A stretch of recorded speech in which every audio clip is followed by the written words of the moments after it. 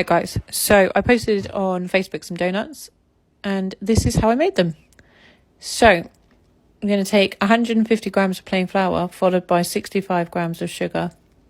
I've used brown sugar, and then we're going to add in half a teaspoon of both baking powder and bicarbonate of soda. Now these are freezable, so once they're cooked you can actually freeze them, but don't decorate them if you're going to freeze them. So you're going to add in half a teaspoon of salt, followed by 1 egg.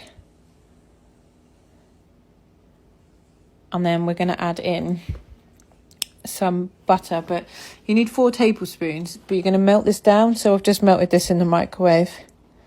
And then you're going to add that into your ingredients,